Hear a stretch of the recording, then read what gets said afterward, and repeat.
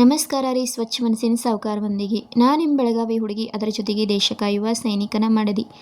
ಏನಪ್ಪ ಅಂತಂದ್ರೆ ಎಲ್ಲರಿಗೂ ಬೆಳಗಿನ ಶುಭೋದಯ. ಮೊದಲಿಗೆ ಇವತ್ತು ನನ್ನ ಡೈಲಿ ಲಾಗ್ ನಿಮ್ಮ ಮುಂದೆ ಶೇರ್ ಮಾಡೋದನ್ನು, ನನ್ನ ರೂಟೀನ್ ಯಾವ ಥರ ಇರ್ತೈತಿ ಊರಲ್ಲಿ ಅನ್ನೋದನ್ನ ನಿಮ್ಮ ಮುಂದೆ ಶೇರ್ ಮಾಡ್ತೇನೆ.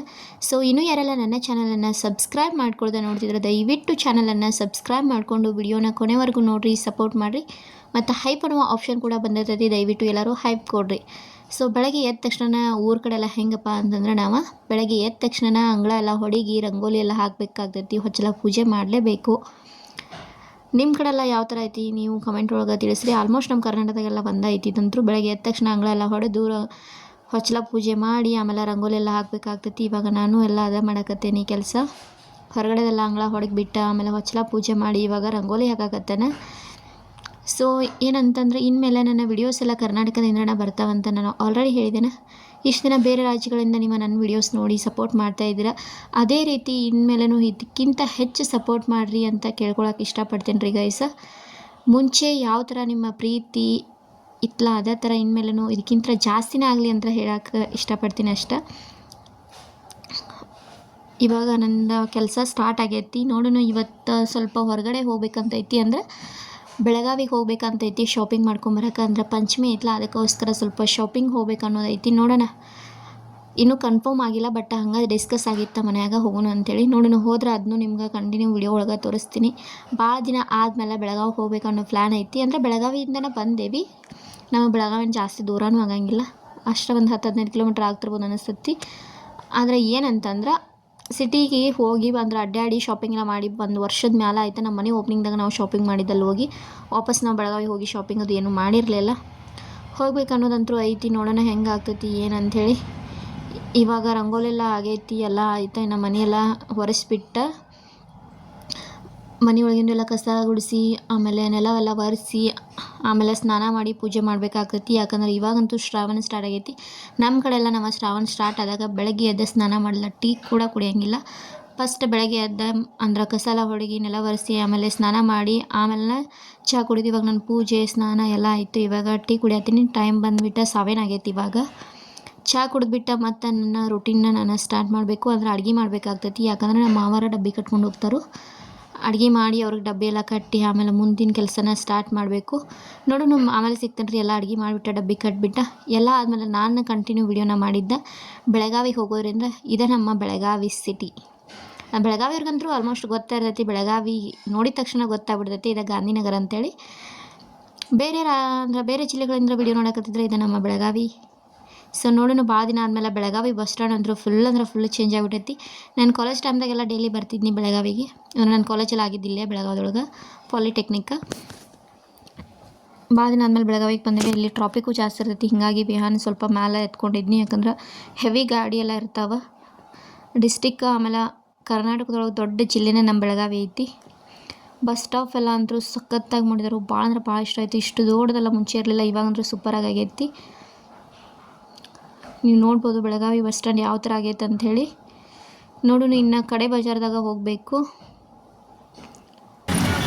ಕಡೆ ಬಜಾರ್ದಾಗ ಯಾರೆಲ್ಲ ಕಡೆ ಬಜಾರ್ ಗೊತ್ತೈತಿ ನಮ್ಮ ಕಮೆಂಟ್ ಸೆಕ್ಷನ್ ಒಳಗೆ ತಿಳಿಸಿ. ಯಾರೆಲ್ಲ ಸುತ್ತಾಡ್ಬೇಕು ಕಡೆ ಬಜಾರ್ ಒಳಗೆ ಅನ್ನೋದು.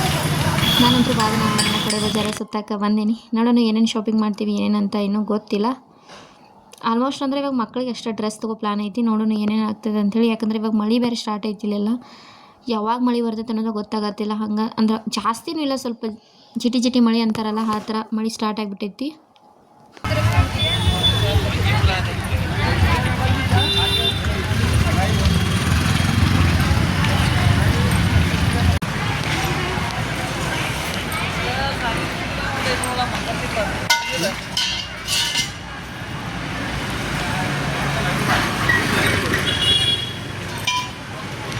ಚೀವನ್ ತೊಗೊಂಡಿದ್ದು ಅಲ್ಲೇ ಅದ ಮದುವೆ ಒಟ್ಟೆ ಇರೋಗಿಲ್ಲ.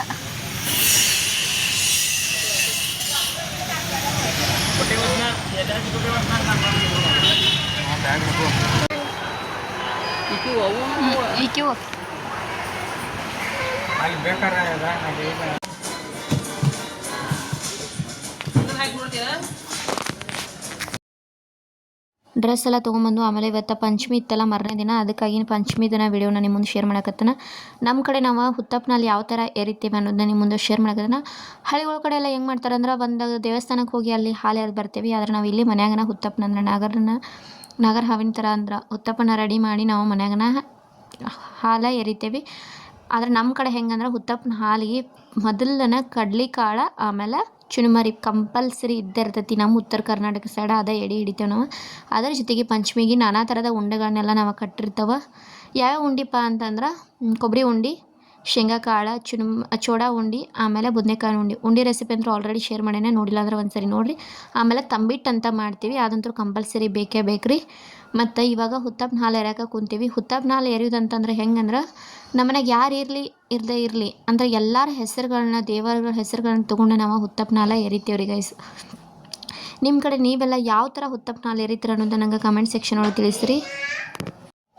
ಟೋಟಲಿ ನಾವು ಎಷ್ಟು ನಮ್ಮ ಮನೆ ದೇವರಾಯಿತು, ಎಷ್ಟು ದೇವ್ರದಾವಲ್ಲ ಎಲ್ಲ ದೇವರ ಹೆಸರುಗಳನ್ನ ತೊಗೊಂಡ್ಬಿಟ್ಟು ನಾವು ಈ ಥರ ಹಾಲು ಎರಿತೀವಿ. ಗರಿಕೆಯಿಂದ ನಾವು ಈ ಥರ ಮಾಡ್ತೀವಿ. ನೋಡಿರಿ, ನೀವು ವಿಡಿಯೋ ಗೊತ್ತಾಗ್ತೈತಿ ನಿಮಗೆ. ನಿಮ್ಮ ಕಡೆನ ಹಿಂಗಾಯ್ತು ಹೆಂಗಾಯ್ತು ನಂಗೆ ಗೊತ್ತಿಲ್ಲ, ನಮ್ಮ ಸೈಡ್ ಅಂತೂ ಹಿಂಗೈತಿ. ಆದರೆ ಇನ್ನೊಂದು ಹಳ್ಳಿಗಳ್ದಾಗೆಲ್ಲ ದೇವಸ್ಥಾನಕ್ಕೆ ಹೋಗಿ ಇದು ಮಾಡ್ತಾರೆ ಎಲ್ಲ ಜನ ಅಲ್ಲೇ.